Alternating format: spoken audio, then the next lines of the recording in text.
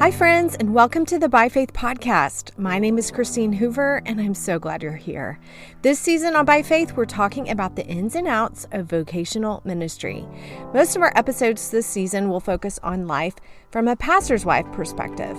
In the coming weeks, you'll hear conversations about friendship, bivocational life, spiritual and emotional health for the pastor's wife, church hurt and church conflict, and a pastor's wife who works outside the home.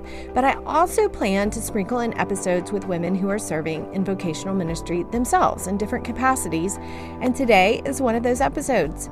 My guest today is Ashlyn Portero. Ashlyn serves as the co-executive director at City Church in Tallahassee, Florida. In her role, she oversees many ministry areas in the church and alongside her counterpart manages a large church staff.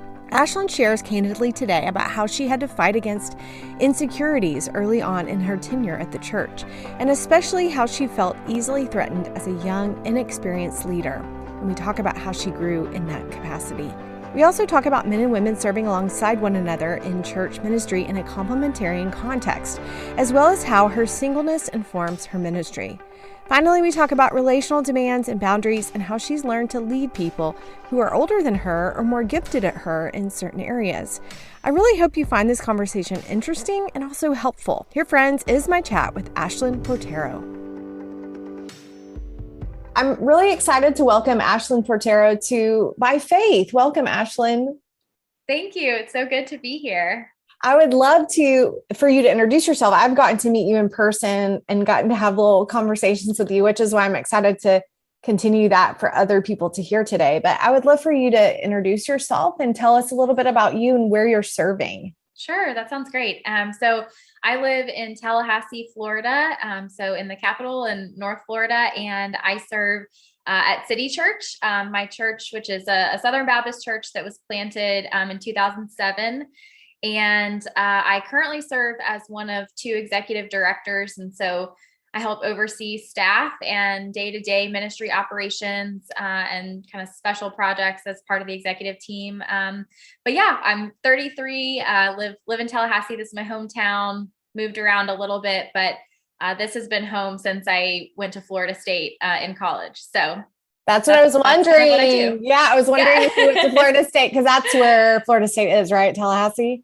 Yes. Okay. So we have 3 colleges here. So it's a pretty big college town, state government. There's a lot going on. Do y'all have a lot of college students at your church? We do. In the beginning, it was almost all college students or people who had just graduated, because Dean and his wife, Chrissy, they were 26, I think, when they started the church. But now it's been neat to see, that continue to be a really just kind of important value for us. So yeah, that's exactly like us. We live in a college town and we wanted to plant a church that reached college students. And we started a lot with students and young singles, which is a great base to have and grow from. So you explained your job, and I want to hear more about that, because I want to know what you're overseeing, what specifically, like maybe tell us what you're working on currently this fall. So I have a co-executive director, Alex. And so we kind of divide and conquer the org chart between us. So under me is our next gen ministries. So kids, youth, and college, communications, kind of creative. And then we don't have a director for this role, but I kind of fill in as like the missions sending director. So that falls under me, and I love doing that too. So right now, really things are back up and running. A lot of our programs that we weren't able to do last year, we're doing this year. So it's just like a normal busy fall, which is really fun. I had kind of forgotten like the endurance that it takes to make it through, launching the school year. Right. But it's just been awesome to see, things kind of back and thriving again. So yeah. So how big is y'all's staff? So we have a staff of probably about 30, maybe just under 30, including like part-time and residents. Yeah. So big, it's a big church, big staff. The reason why I want to talk to you, and I'm sure everyone is like super intrigued already, is that you are a woman on an executive team of a church staff. And that tends to be unusual in conservative churches. And so I'd love to first for us to kind of learn, how did you get where you are? What is your background? Is this what you wanted to do? Kind of help us get to where you are today. Yeah. So it's kind of a long story, so I'll try to be like organized in talking about it. But I mean, I never had intention to go into local church ministry. I graduated from Florida State in 2010 with an English degree, and kind of found myself just sort of floundering. I was working like a few part-time jobs. I was a substitute teacher and some other things, and just trying to kind of figure out what I was supposed to do. But I had just started attending City Church, and I just really immediately got connected to the life of the church. In a way that I had not ever before in a local church. And so I got to know Dean, our lead pastor, and his family, and joined a group and was serving, and kind of just found my place in the church. And so then after a little while, Dean actually sat me down and he asked if I would be interested in coming on staff as his assistant. And the church was, I think, like a little over 3 years old at the time. It was pretty small. I don't think anyone was full-time except for him. And so I was also still dreaming about like moving away out of Tallahassee, going to grad school, doing something different. So initially I said no, I wasn't really interested in that. And then in the Lord's providence, I did not get into the grad program that I really wanted to go to. And so that was a severe mercy, but I came back and I was like, okay, I said to Dean, our pastor, like, I need a job and you threw this out there and I love the church. So if the offer still stands, I'll take it. And I was just increasingly excited about, the vision of the church and reaching our city. And so I joined the staff as his assistant. And then just, over time, the church continued to grow. The nature of my role kind of shifted and changed. And the way that Dean leads, I really was able to get kind of a front row seat to life and ministry and what it means to, like, I kind of learned how to think about church in ways beyond maybe my, official title as his assistant. So you know this, in a church plant, like everybody wears 15 hats in the beginning. Yes. And so I did, helped get our premarital counseling program off the ground and did stuff in our care ministry and our next gen ministries. And we did a capital campaign. So I just kind of was a sponge for a long time and, learned about what it was to kind of help organize and run a church. And so then in 2015, our staff went through a major reorganization. And I moved into this role of executive director alongside Alex, my co-executive director, who used to be our production director. And so that's the role that I have grown into, I will say, and filled since then. Yeah, well, that's great. And I love that Dean, he must have seen something in you and he kind of called that forth, I guess, and said, yeah. I want you to do more than what you're doing. Is that kind of what happened? Yes. I mean, very much so. And I tend to like always drag my feet, in terms of like something that's going to grow or stretch me or that I don't feel, ready for. So yeah, he was very much the one saying, you can do this. I want you to do this. I trust you.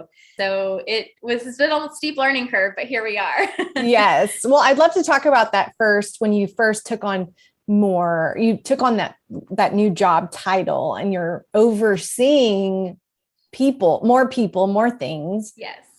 I would love to hear about that transition. Did you face insecurities in that time? Did you face uncertainties? I mean, I'm sure the answer is yes, but I would love to know about that. Like, how did you find your voice as a leader? You go from an assistant to the pastor to a church leader, executive leader.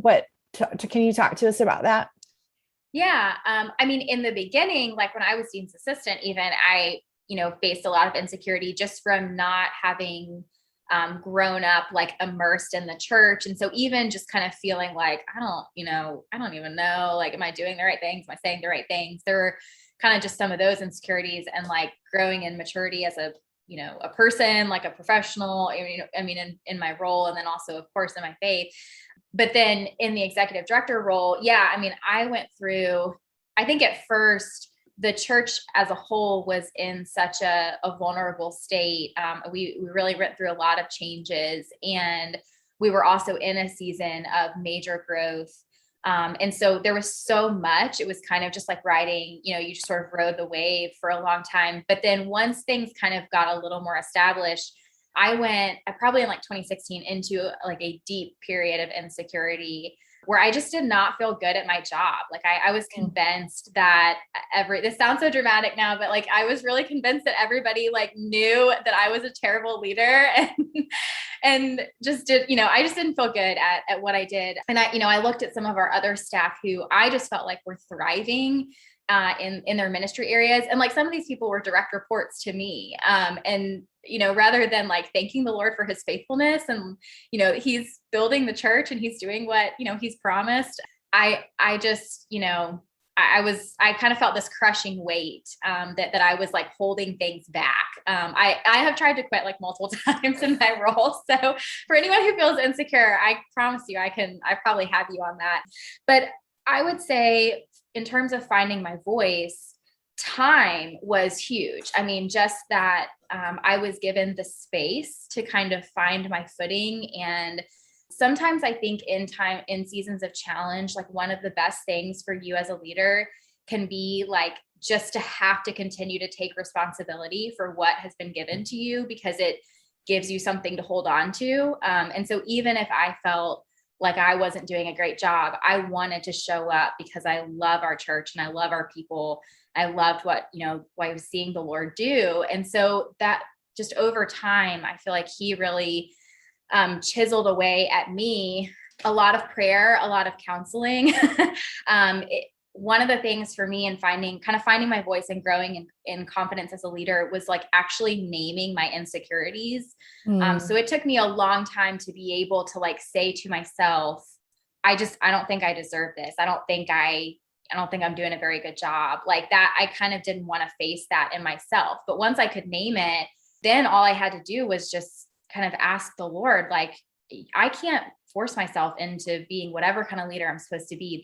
You are working in me and I have to trust myself to you. And so, in a weird way, I think making a lot of mistakes and kind of battling through seasons of discouragement, it kind of gives you like the battle scars that you need to then down the road be able to relate to people. And so now I feel like, especially as I look at our younger staff, I feel like I'm much more of like a real human than I would have been, or was 7 and, years ago or so. And so, yeah, I think finding my voice, trusting that I have always kind of trusted my gut in the sense of like, I get what the vision of City Church is and what we're asking the Lord to do. I know I understand that. But I really had to, I think, submit myself to like a season of refinement and just the Lord had to get like my ego out of the way. Not that it's not still there, but so that's kind of the process that I went through. And I mean, and really truly Dean, our elders, Alex, like they were there the whole time, just encouraging me, but also giving me space. And I think eventually I kind of felt like I started to find my footing.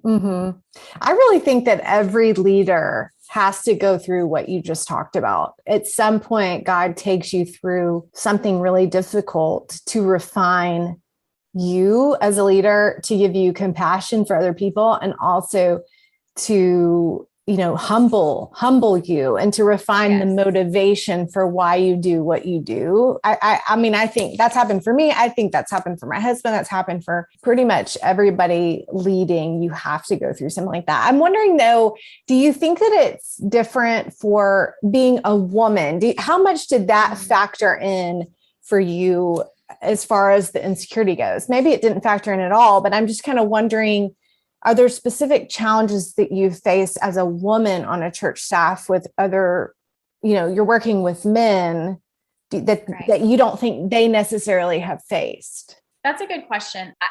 It's funny, like normally when someone asks me about this, like I'm not conscious, I guess, of like challenges that I particularly attribute to me being a woman in this role on our staff, for sure, because we just really have, I feel like Dean has really established like a place of like freedom in the spirit in terms of, that having women in the roles that we have them in. I think maybe some of the insecurity probably also came from just, and I also know that I'm a woman in this role, and that's a little weird. And I don't totally even know how to even talk about that, or how to process that, even though I think, it's fine and it's biblical. So I would say, I don't know that I had, especially in that season, that my challenges came particularly from me being a woman. But I do think that a lot of what I had to walk through, kind of flowed out of just who I am as a person, like more so what my kind of deepest fears and insecurities are, in ways that I wasn't necessarily trusting the Lord. And so, yeah, I think in a broader sense, there are differences, of course, about me being a woman on staff and the challenges I might face that maybe men don't. But in that season, I think it more just had to do with being a young leader and really trying to, just figure out who I was and finding my footing.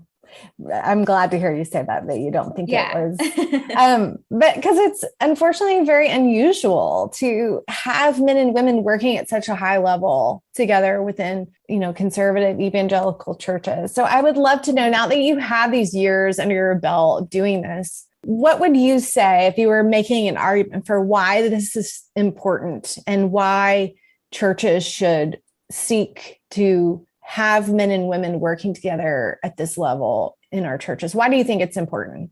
I think just one, starting with, even when we look at the scriptures, we see, in the early church, women were huge contributors to the building of the church. And so, especially as we think about church planting and, asking the Lord to build these kind of new works to see the gospel go forward, like women have to be a part of that. And the majority of the roles that it takes to run a church do not have to be restricted to a pastor or an elder. Now, they can be. You can decide, that certain ministry positions, like they're, depending on how, your church organizes those things. But I think there's space for women. And I feel like I always see a different number on this, but like statistically, I think women make up more than half of the church in America, if I understand that right. And so we belong to the body of Christ. Like, we are hands and feet and eyes. And, I just think that because the pattern of, or organization of evangelical churches kind of tend to follow the way that tends to follow, leaves room for women to be serving at those high levels. And so, yeah, I think when we have women who are capable, knowledgeable, wise, available, a lot of times the women are the ones that are there and they're able to serve and can really be partners in the gospel.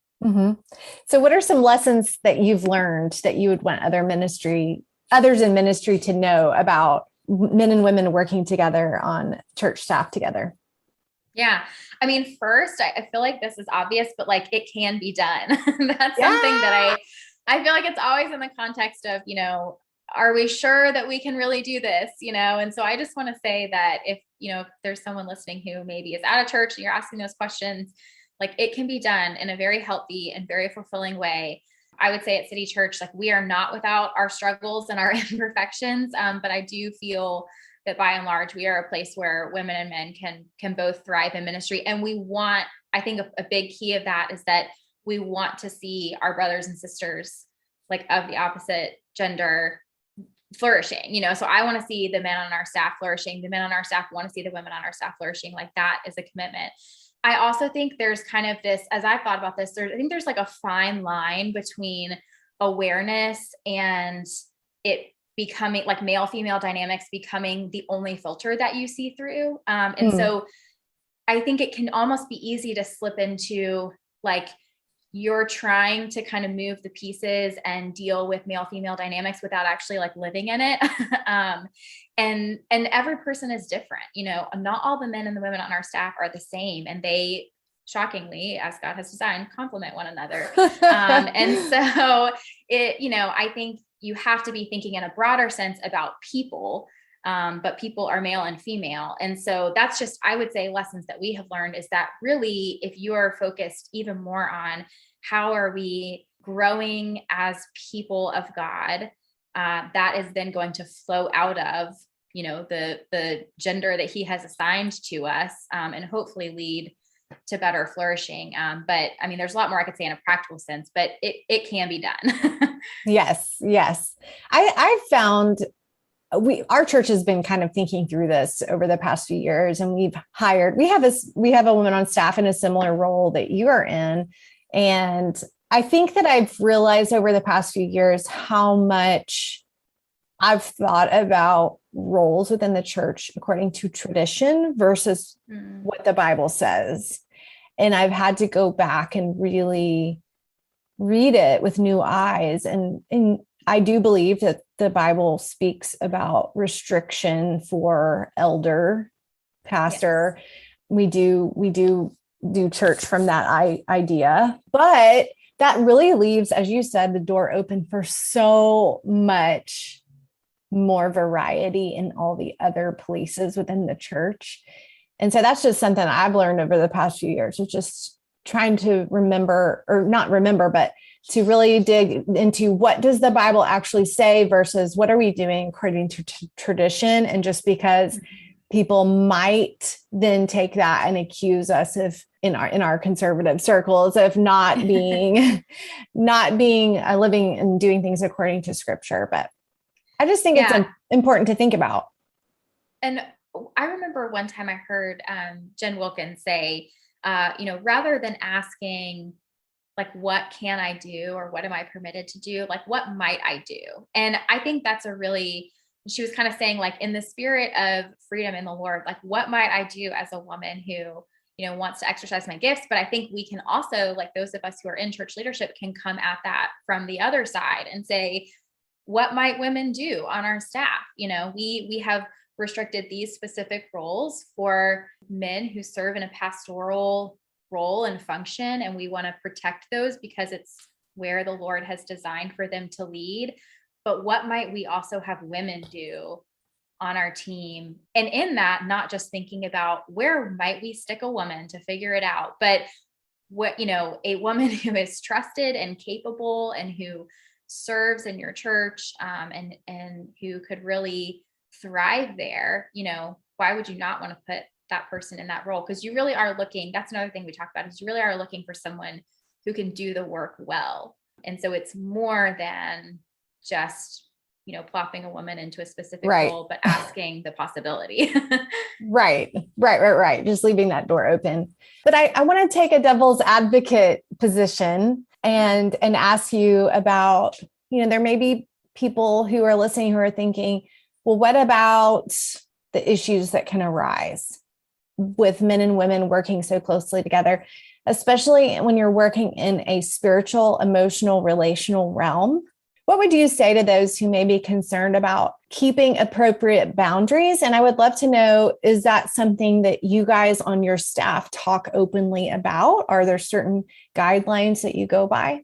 Yeah, I would say, one, absolutely. Those are questions that if you don't have the space and the culture to ask those questions, then that needs to be addressed first. And so, again, in keeping with, wanting to walk in freedom in the spirit, I would say that we talk about them when we need to. And so if something begins to seem like an issue, I would say it's usually noticed by more than one person, because we really truly desire to uphold and protect kind of this culture of wisdom and being above reproach, and also relational health. And so, yes, that has to be something that every person on your staff understands and embodies, and that you have to continue to cultivate. But it's also, I think for us, it's not weird, like, just to ask someone what they're comfortable with. So I think you have to be able to talk about those things. So really just drilling down to a really practical example, if you're going to meet someone at a coffee shop, or you're going to meet your team and two of you are leaving from the building and one's male, one's a female, like, you can just ask, hey, do you want to drive separately, or what are you comfortable with, or, or whatever it is. Are you comfortable working with that person in that, setting? Like, just ask it, but then just kind of move on. So I think that's kind of how we approach it. Like, it doesn't have to be this big thing, but we of course are respectful of people and we want to protect those boundaries. And, and especially as someone in like church leadership and staff leadership, that's something that I'm kind of watching and aware of. Both in myself and in our staff. And so you, again, thinking about shepherding people, but I also think the longer that you work with people and you kind of truly get to know them as friends, you're also sometimes able to discern those boundaries because you, over time, you've built up kind of an understanding and a trust. And so I think that's just another like beautiful thing about friendship, healthy friendship within the church, is that you can begin to communicate with people in a way that, you communicate with more care and respect for a person rather than kind of making them feel like, I know a lot of women will say they sort of feel like a social pariah because, if boundaries aren't established in a way that also thinks about them as a whole person, they might feel like, they're just the woman on the side who needs to be ignored, or a man can't be around her or whatever. I think if we're like cultivating friendship underneath all of this, then all of this is coming from a place of care and respect. And so I think that's important, and we certainly talk about boundaries, like in practical settings, like trainings and, ministry equipping and things like that, where we need to, it just doesn't, we don't try to make it this kind of big thing that everyone's afraid of. And I think also just speaking from the pastor's wife's perspective with women on our staff, I appreciate when the women on our staff think of me too in the ways that they relate to my husband and to the other men on staff, just showing respect to everyone involved and, again, being above reproach, as you said. Well, I want to switch gears. We haven't mentioned that you are single. And as I'm thinking about you serving in this position, one of the questions that comes up for me is that I know my husband can come home. He's dealing with a lot of deep issues and people's struggles, and he can process things with me. And I've wondered for you, how do you handle that? Do you have people that you can process things with? Yeah. So I would say it kind of depends on what it is. But I mean, for me, processing like the weighty aspects of ministry, usually my support circle kind of looks like certainly close, trusted friends, counseling. I mean, I started to see a Christian counselor, I think it was 9 years ago. And that was first to address like just things from my kind of family history and childhood, like just for my own, emotional and spiritual health. But then it really turned into a safe place for me to process things in ministry as well. So I can't say that enough, or champion that enough for anyone. And then sometimes, and this is probably going to sound a little weird, but let me talk this out. Like, you even kind of mentioned kind of balancing the dynamics between men and women on staff, and then also thinking about the spouse who is not on staff. There are also things that, and these would be like not the, weightier things probably, but there are sometimes things throughout the workday that, I know both the men and the women on our staff who have spouses at home don't want to bring everything home. Like their spouse is their safe place for them, but they also want to protect, their view of the church and their experience of, people and relationships. And so on those things that, like, when we're not talking about like bearing your emotional soul to someone, but when we're talking about, some of just the things that happen throughout the workday, sometimes that can be helpful to process like with another staff person at church, because you had that shared experience, and then you can, go home. And I mean, Alex is, my co-executive director. He's not calling me to say, how do I process through this family situation? Right. That's something that he and his wife are working through. Same for me. I'm processing through my own personal things with close friends, but yeah, I would say in general, it can be difficult. It can definitely be, when I think about our most difficult, weighty seasons in the life of our church, where it's like those seasons where you just kind of come home and every day you're like a little bit more weary. Yeah. Those have exacerbated the loneliness for me the most. And so that's, I think, when I can kind of feel the rub of singleness as a leader. But at the same time, the Lord has put such awesome people in my life to, have deep, rich friendships that can really cover a lot of that. And then, counseling, prayer, a trusted circle, all of those things work together. So I'm glad you have all that. That's great. thank you. I also am thinking, I experience this, and I would imagine you really do because you're on staff, but as a pastor's wife, I often feel the relational expectations that other women have. And I've talked about this with my husband. He does not have the same, men do not have the same relational expectations of the pastor or other men, I don't think. But for the pastor's wife, or I would imagine, especially for you being on staff at your job, to be relationally available to people. And I just wonder, how do you draw that delineation between what I would term ministerial business, meaning like you might meet another woman for coffee because it's related to a church thing. Maybe she's looking to you for counsel, but then sometimes it's hard to delineate between friendship. And so I'm wondering, do you feel that tension and how do you navigate that? That's a really good question. I also feel like I'm talking to the person who literally wrote the book on friendship. So I'm like, oh my gosh, whatever I say. No, I just want to hold up what Christine says. No, I'm kidding. Yeah, I would say, I think, well, and I genuinely would be curious to hear what you would say about this. I think for me, I can feel those like differences. Like there is a difference in the experience of me sitting down with someone who I don't have this long trusted relationship or friendship with. It feels much more like a business meeting, you could say, if you just want to strip all the other language away from it, or all the spiritual meaning away from it, except that it's not stripped away. And so I think that can be a place where maybe for women, it can be particularly draining because you do bring the care for a person and this understanding and this weight that each of these people is not only a member of your church, but, a member of the body of Christ that you also are a part of. So there is like this weight. And I would say sometimes on the flip side, I can forget that, it can be easy to sit down and say, okay, let's, hash out what we need to talk about and move on, and kind of forget that, we can be encouraged by one another or whatever it is.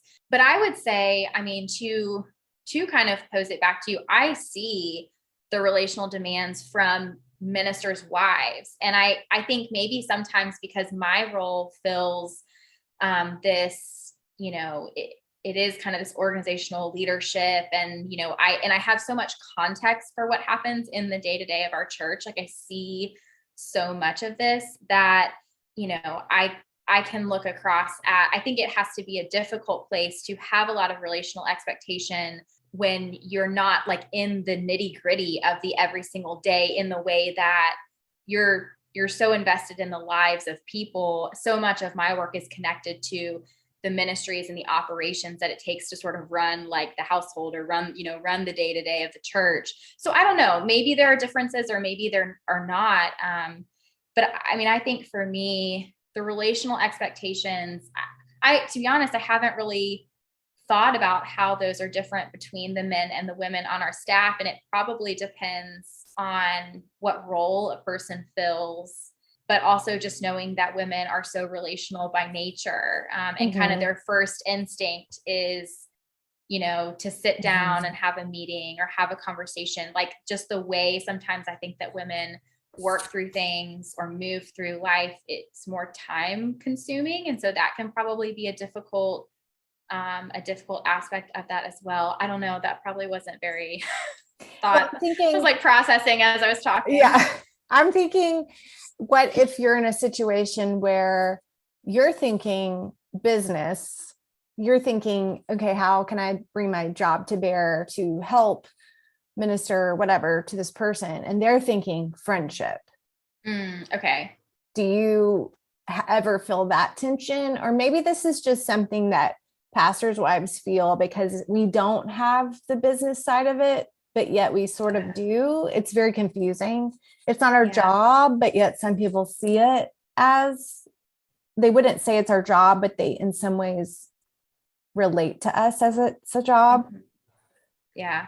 So it's sometimes hard to express, I want to love you and be friendly with you, but I don't consider, you're not going to say that loud, but right. This is, in your mind, this is not something you are going to express personal things to. I would say, and that is something where I do wonder in a way if the dynamic between a pastor's wife and like a woman on ministry staff would be different in the sense of, like, from the pastor's wives I have known, everyone wants to be a part of their life, and like not just like meet for coffee for 30 minutes, but like in their home, in their life, like deeply. And so that overwhelms me thinking about that and that is actually something that I would say probably most people that I interact with, it probably is more in like a business sense. I mean, I have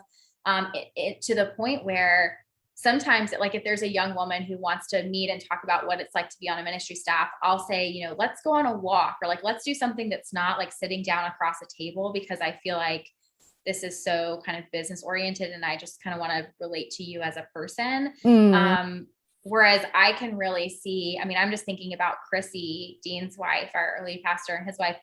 So many people just kind of want to truly, like, I mean, I think would do laundry with her if they could, sitting next to her. And she would probably welcome that because she's so like chill and open, and does open her home to so many people. So I don't know, maybe there is, and going back to the single thing, sometimes I have to be more intentional about opening up my home, which sounds so funny because I don't have this whole household of people to like coordinate with. But it's just easier for me to be out and about. And sometimes that can make it feel, a little less like I really have people in the kind of, mess, so to speak, of my life and my home. So it's just interesting thinking about like all these dynamics. But I also think as a church, sometimes people can struggle with the idea that even with women, there needs to be boundaries. Sometimes it does need to just be a meeting and not come to my house for 3 hours, and be my soul sister. Right. And that's kind of what I'm getting at. I think you're absolutely right. But it's hard sometimes for us because for women, I think because we are so relationally minded, it's difficult. At least I'm speaking for myself.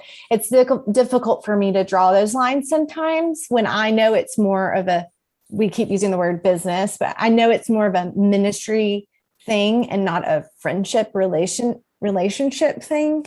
And I'm totally fine giving my time and energy and attention to that. But it's hard sometimes to draw those lines. But you brought out something I think I just want to highlight is you're based upon what you commit to, you're really giving an idea to that person of what it is. Does that make sense? Like if it's business and you treat it as that, I would think for a person on staff, it's like meet me at the church office where that's indicating business. For a pastor's wife, you could even meet at the church for something specific. But if it's friendship, you can indicate that by doing things that more of friends would do, like going on a walk or grabbing a meal together or things like that. Not that you won't do it the opposite, you might do it differently, but I just think sometimes we can indicate based upon what we're committing to, what we're thinking. Does that make sense? Yeah, I think it does. Okay, let's switch gears again, because I want to thinking about as you're leading. Did you say you're in your early 30s? Yes, I'm 33. Okay, so you're Jesus here. That's what I was thinking when it's 33. How do you lead women who are older than you or who are in different life stages than you? That's a good question. I would say, not to totally contradict or, bring up what I was just talking about, but really like starting with relationship. I think that's true for any of our staff, any of the dynamics between our staff roles is just building trust there. Something that I have thought about kind of as a younger leader is thinking about like, what is my job and what is the other person's job? And my job is to really help set and uphold and protect the culture of our team and our working environment, to keep what we're working on front and center, to make sure that ministries are supported. Like those are very clear tasks and responsibilities that I have been given to do. And so really like age doesn't come into that. That's just what I've been given to do. But if there's a woman on our staff who is older, how I do that and the type of person I am while doing that, she might be able to speak in a lot to that because she probably has more work experience and definitely just has more life experience than me. And that might be a way that I learn from her, but that also I don't kind of subvert myself, and just exchange my job for hers. At the same time, if there's a person who is younger than me, I'm thinking about like our college director, Hunter, he's younger than me. And, he is probably the best ministry builder on our team. And I could look at Hunter and think, oh my gosh, he has built a ministry bigger than I ever have, or probably ever will. And he's so gifted in so many ways. But I'm not threatened by that because that's not my job. I'm not supposed to be the college director. And so I can, impart wisdom or insight to him from what I see at my seat in the organization, like in the church. But also at the end of the day, I have to give him the freedom to do the job that we want him to do, and that he's great at doing. And so I think it really has to do with relating well to people, having a clear understanding of who you are, and what a joy it is to get to work with people when you're not threatened by them. And I say that as going back to that period of deep insecurity, like really feeling that for a long time. And I will say Dean, our lead pastor, he really models this. Like if he hires someone to be, I think about the woman who kind of coordinates like our equipping discipleship efforts within our kids ministry. She has a PhD. So I have no business trying to dictate how she goes about creating those equipping resources because she literally has a doctorate in it. But from where I sit, I also know things and am a part of conversations that she's not, that are not for me to lord over her, but to support the work that she's trying to do and make it all fit together as we're all working towards the same thing. I love that. I love what you're describing. It just sounds like a great team environment. And I know you'd be the first to say it's not perfect, but I love what y'all are doing there at City Church. So just one last question before we close. What advice would you give to women who are new to ministry? And I'm specifically thinking of women like you who are serving in a role on a church staff. Oh, that's a really good question. I would say, one, do not, just ask the Lord to keep the ministry work that you do separate from your identity. And so value your time with the Lord more than anything. Even when it feels like the other things are more urgent or are more pressing, like the 3 minutes that you sit in silence before the Lord is going to do more in your soul than, cleaning out your inbox for the 10th time to feel like you achieved something. So, yes. But so that for sure, I would say, it doesn't have to be formal counseling, but find a couple of people that you can really entrust yourself to. I've really learned how important trust really is and like what a gift that is to have people who really truly desire the best for you, and see you, before they see themselves. And so, I hope that I can be that for someone someday, probably when I get a little more life experience, but yeah, I mean, to really put those things, first, but also like just to have fun. I have to be reminded sometimes that you can just really have fun at what you're doing, and that's okay. You don't have to prove yourself.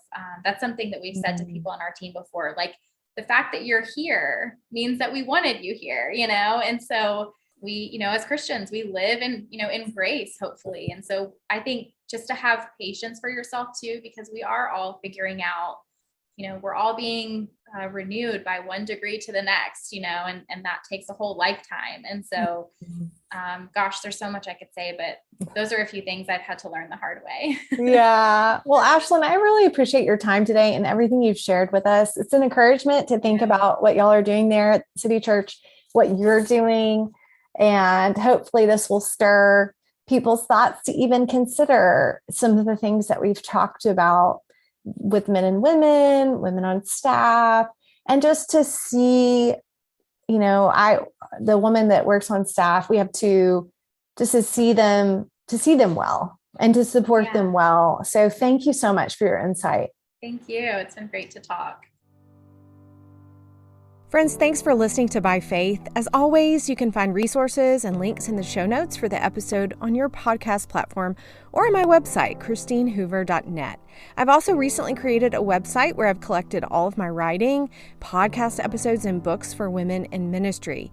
You can find that at howtothriveasapastorswife.com, the name of my new book, and find tons of resources, including the books and articles that have been most meaningful to me in my own ministry. Join me next week as I talk with Suzanne Rodriguez.